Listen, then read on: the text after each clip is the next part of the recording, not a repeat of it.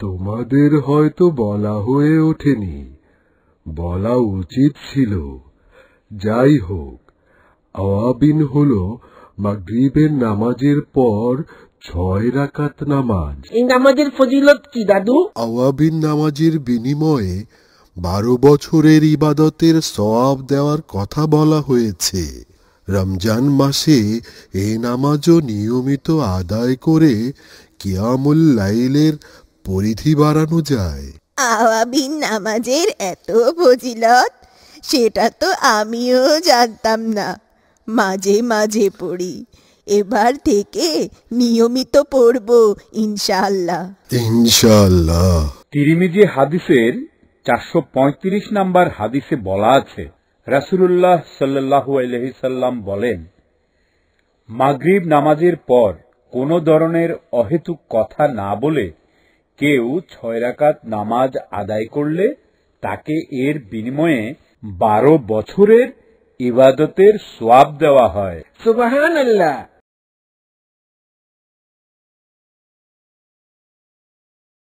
আলহামদুলিল্লাহ। বৌমা চা নিয়ে এসেছে। দারুণ চা বানায় বৌমা। মাশাআল্লাহ, আমাদের আসমা বৌমা শুধু চা নয়, সব রান্নাই অসাধারণ ভাবে করে।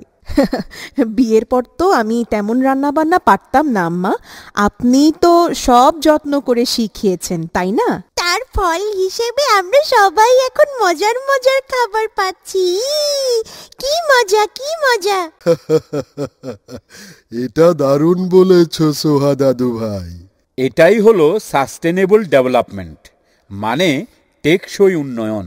দক্ষতা আর আন্তরিকতা থাকলে সেখানে সব সময় ভালো কিছু থাকবে। তার মানে সংসারের জন্য আম্মুর আন্তরিকতাও তো ছিল।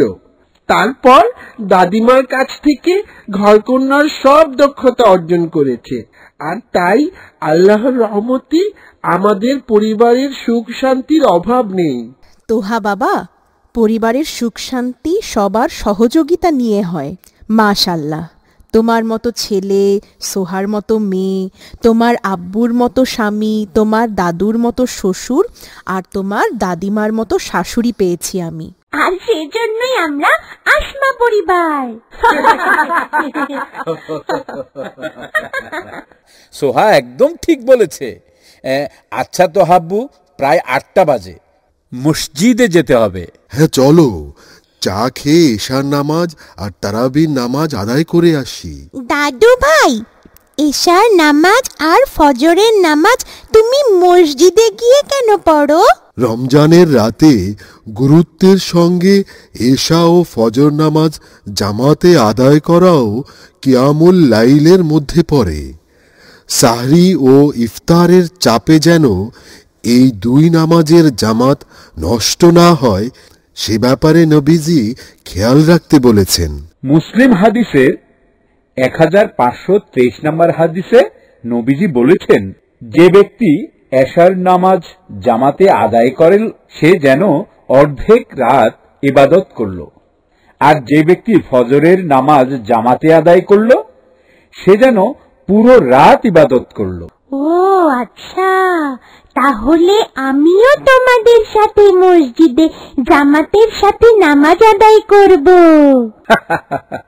আমাদের মসজিদে এখনো মেয়েদের জন্য আলাদা করে নামাজের ব্যবস্থা করা হয়নি মা। ও আচ্ছা, ঠিক আছে।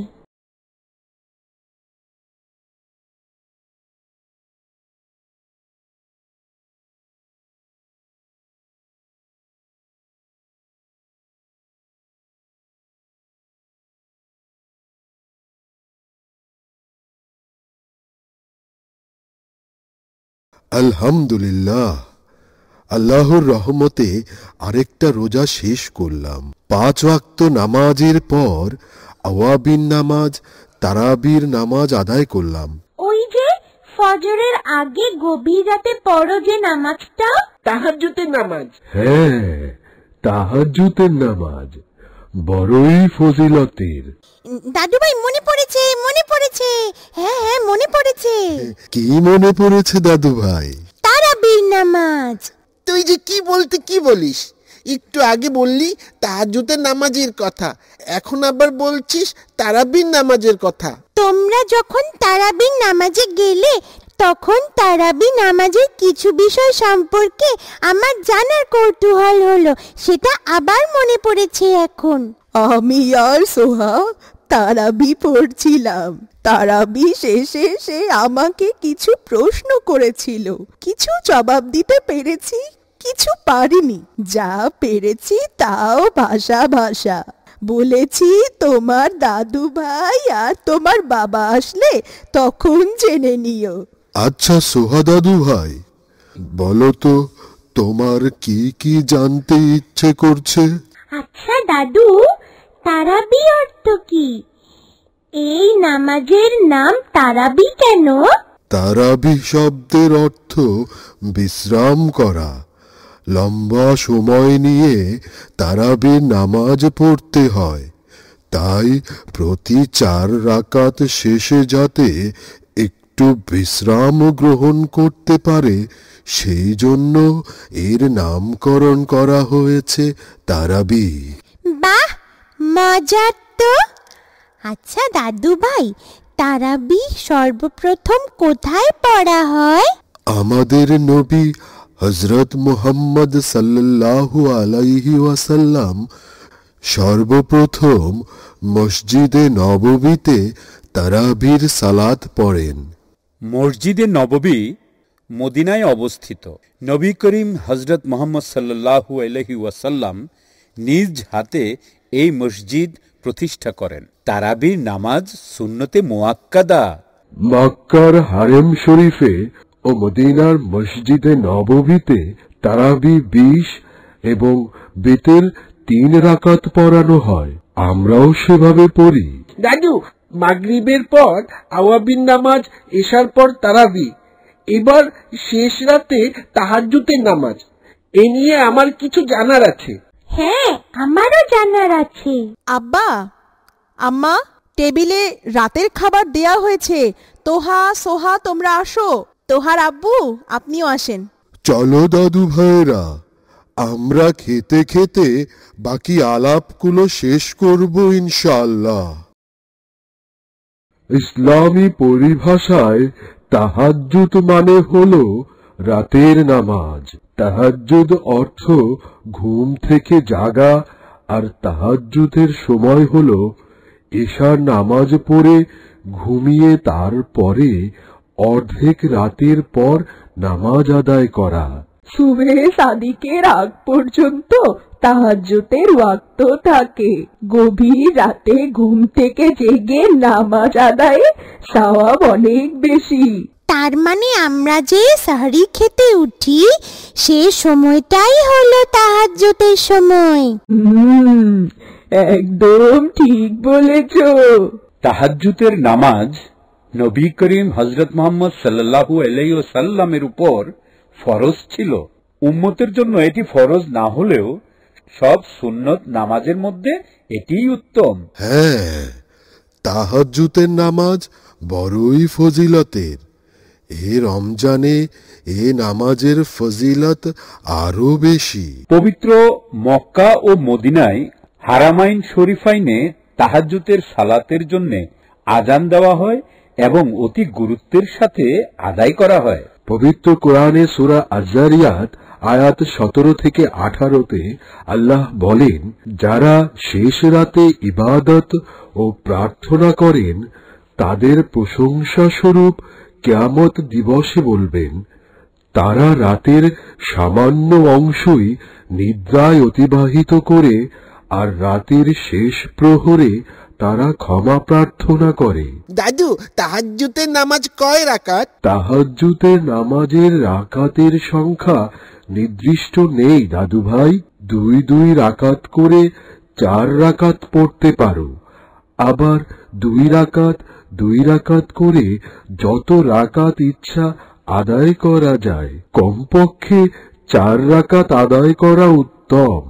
মানুষের মধ্যে এ বিষয়ে নানা কুসংস্কার বিদ্যমান আছে। যেমন তাহাজ্জুদ অন্ধকারে পড়তে হয়, বা তাহাজ্জুদ গোপনে পড়তে হয়, বা তাহাজ্জুদ পড়লে জিন আসে, তাহাজ্জুদ শুরু করলে নিয়মিত আদায় করতে হয়। এসব আসলে কতটুকু সত্যি? এগুলো একেবারেই ঠিক না। এসব ভয়ে ও বিভ্রমে অনেকে তাহাজ্জুদ পড়েন না। তবে হ্যাঁ, কারো ঘুমের ব্যাঘাত যেন না হয় এবং প্রচার মানসিকতা যেন না থাকে, এ বিষয়ে যত্নশীল ও সতর্ক থাকতে হবে। দাদু, তাহাজ্জুদের নামাজের ফজিলত কি? তাহাজ্জুদের মাধ্যমে পাপ মুছে যায়, আল্লাহর সঙ্গে বান্দার সরাসরি সম্পর্ক স্থাপিত হয়। তাহাজ্জুদ প্রাণহীন হৃদয়কে সজীব করার শ্রেষ্ঠ উপায় দাদু ভাই। কোরআন ও হাদিসে তাহাজ্জুদের অনেক ফজিলতের কথা বলা হয়েছে। তার মধ্যে তোমাদের 4টি গুরুত্বপূর্ণ ফজিলতের কথা বলছি। 1, পাপ মুছে যায়। 2, দোয়া কবুল হয়। 3, মর্যাদা বৃদ্ধি পায়। 4, জান্নাত লাভ করা যায়। সুবহানাল্লাহ। তাহলে তো এই রমজানে তাহাজ্জুদের নামাজ আদায় করার সবচেয়ে ভালো সময়। একেবারেই ঠিক। রমজান মাস রহমতের শ্রেষ্ঠ মাস, আর রহমতের শ্রেষ্ঠ সময় তাহাজ্জুদের সময়। কাজেই রমজানের তাহাজ্জুদের নামাজের গুরুত্ব অপরিসীম। তাহাজ্জুদের সময়ে প্রতিটি রাতেই আল্লাহ তাআলা প্রথম আসমানে এসে বান্দার আরজি ও আবেদন নিবেদন শুনেন। থাক, ও এখনো ছোট মানুষ, সেহেরির ভাত খায় ঘুমিয়ে ঘুমিয়ে। 5 ওয়াক্ত নামাজও পড়ে, তারাবির নামাজ পড়ে, বেতেরের নামাজ পড়ে। এখন থেকে মাগরিবের পর আওয়াবিন নামাজও পড়বো ইনশাআল্লাহ। আর ঘুম একটু কমাতে পারলেই এই রমজানে তাহাজ্জুদও পড়তে পারতাম। এই ঘুম থেকে উঠে পড়তে হয় বলেই তো তাহাজ্জুদের নামাজ এত মহিয়ান।